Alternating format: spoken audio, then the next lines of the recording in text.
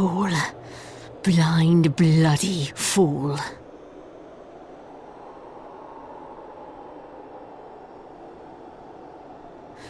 You, of all people, should understand the suffering war begets. That no sacrifice is too great if it brings an end to the violence. Mine is the righteous cause.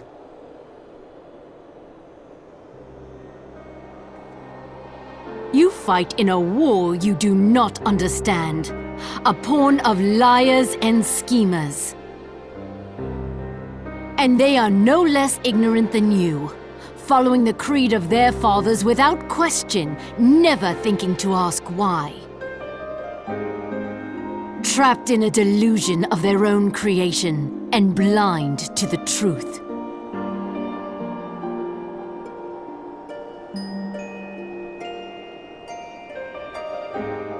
Warrior of light, redemption is not beyond us.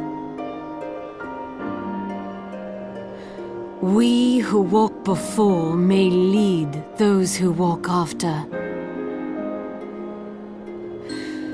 Seek the keeper of the lake. See with eyes unclouded. Do not squander Mother's gift.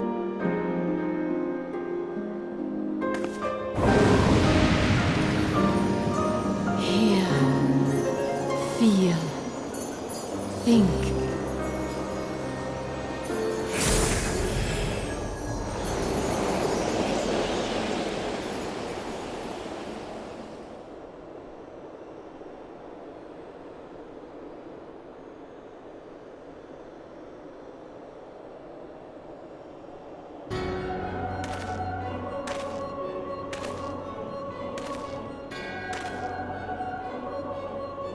And so the vessel withdraws, a predictable outcome. Nevertheless, La Habrea will be pleased.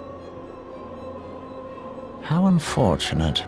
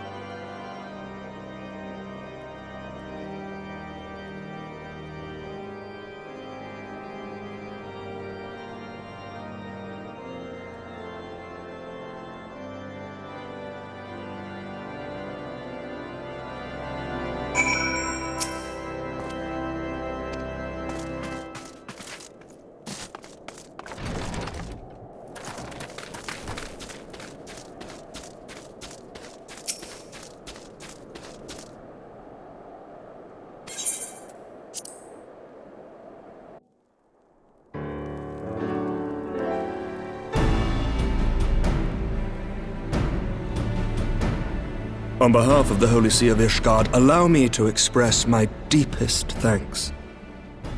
Never before have we been required to contend with a primal. Indeed, there were fears in some quarters that our knights might not be equal to the task. From what we have now learned of these beings, I can say with certainty that we would have lost a great many men had the Scions not intervened. Then the argument for preemptive action should be self-evident. Perchance now you will reconsider my proposal that Ishgard move against Nautalon. Ere we first met, a similar proposal was tabled, but the Holy See decreed that we were to observe, and that military action should be taken only in self-defense. All things considered, it was not an unreasonable decision. Since the calamity, 2 vigils have fallen to the Horde, while Garuda has never shown any inclination to storm the gates of judgment. Which is why this unprecedented crisis and its resolution may prompt a change in policy. You who have faced these primals know well the threat they pose. Ishgard did not. Not until now. And there is naught like a brush with death to change a man's outlook. At the very least, this should silence any lingering objections to our arrangement with Revenant's Toll. The Holy See may even feel moved to grant us its formal endorsement. So far as it is possible, the Scions shall be compensated for their service. We should be grateful for any aid you can provide. As a gesture of good faith, I shall withdraw my previous request. Your people are doubtless needed elsewhere. That will not be necessary. We too have a vested interest in watching Dravania's movements. I see. Once more, I must thank you. Sir Emmerich, if I may, do you truly believe that Midgard-Zoma could return?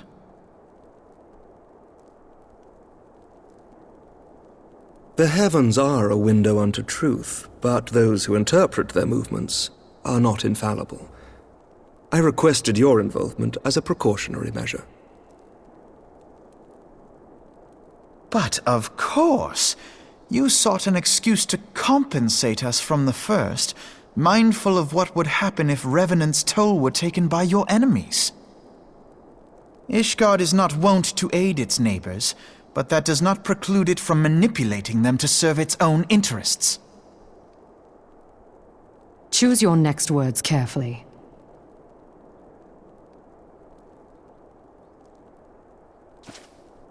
Do you know what sort of man becomes Lord Commander of the Temple Knights? One who comes from good stock. I did not. Yet here I am now. Why do you suppose that is? Because I swiftly learned to tell the difference between words, deeds, and beliefs. You are correct, Master Leveilleur. Ishgard desires to see Revenant's Toll flourish, as it would present a troublesome obstacle to our enemies from the south. We are so glad to be of use to you. As we are to you. Ours is a mutually beneficial arrangement, lest we forget, one born of necessity. The dragons grow more restless by the day, and the heretics harry us nigh without cease. We have contended with such troubles for centuries, but there are limits to even our endurance. Yet as a pauper is loath to part with his meager possessions, the leaders of Ishgard are not wont to render up their trust to outsiders. But with perseverance on our part, they may yet be made to see the light. Nevertheless, one must take care when walking the road less traveled. Wise words, Sir Emmerich. I shall make a point to remember them. I must apologize for my earlier outburst. I hope it will not sour our good relations. Not at all. You but spoke from the heart. I trust you understand that at times my duties may prevent me from meeting with you. On such occasions, my second-in-command will speak for me.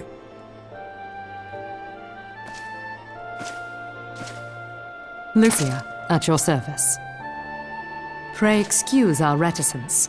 We are but wary of speaking too freely, lest our sentiments be made known to our enemies. Know that the Lord Commander and I are of one mind. For the sake of Ishgard, and of Eorzea at large, I pray our peoples can put aside their differences. Those who dwell in the past risk losing sight of their future. Should aught befall one of our shipments, pray inform Lucia immediately. You may also relay to her any words you might have for me alone. Not being of Ishgardian birth, she owes no allegiance to any noble house, making her as near to incorruptible as one can find in my homeland. Suffice it to say, I trust her completely, and so may you. Which reminds me, Lord Orchefort, if you would be so kind. Certainly.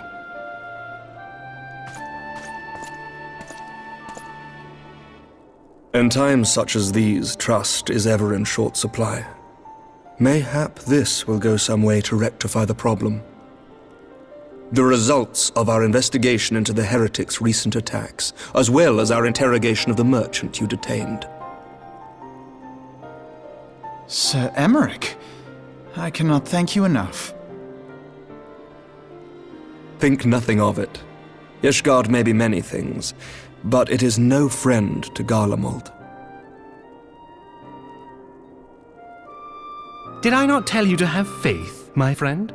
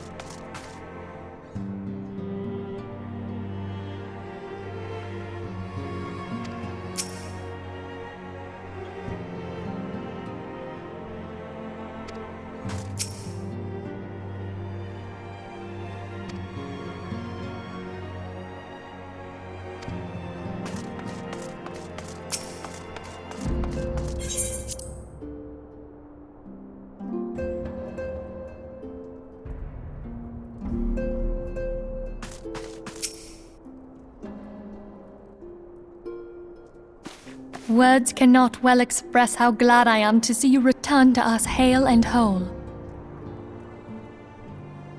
Needless to say, I am most eager to hear your account of that which occurred in Kurthis, assuming you're ready to speak of it. Excellent. I shall summon the others at once.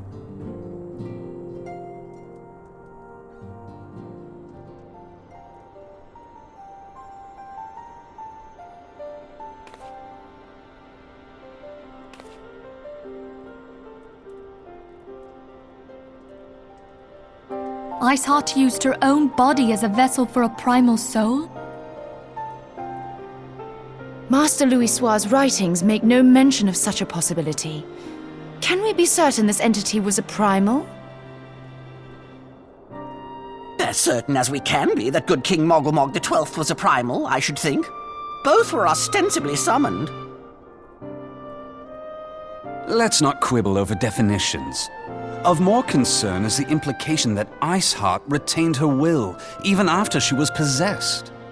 We are talking about a mortal, wielding the power of a primal. It can't possibly be that easy, can it? There must be some sort of sacrifice required. Or maybe she's just special? What qualities this woman possesseth, I know not.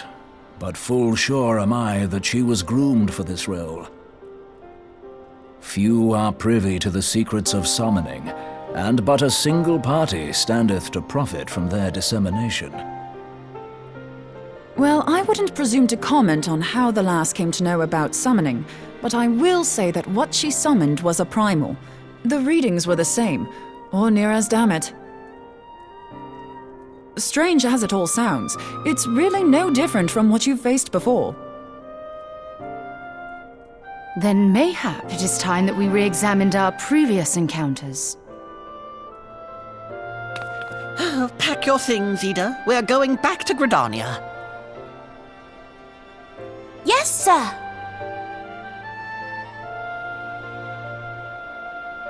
About Iceheart's final words to you. Hear, feel, think. Hydaelyn speaks to her as well. If Iceheart is blessed with the power of the Echo, she will doubtless have used it to further her goals. Or could it be that it was a revelation granted her by the Echo which first set her on this path? She did say that the Ishgardians were blind to the truth. Do you think she has knowledge of the origins of the Ishgardian-Dravanian War? It would do much to explain her unwavering conviction. Did not the Lady Iceheart implore thee to seek the Keeper of the Lake? And did she not imply that in so doing thou wouldst come to see with eyes unclouded? Midgard-Zoma was a king amongst kings who reigned for centuries on end. But he is dead and his wisdom lost to the ages. Unless the Ishgardians' fears are well-founded. It would seem we have yet another reason to stand watch over the Keeper of the Lake. For a mercy, we are well positioned to do so.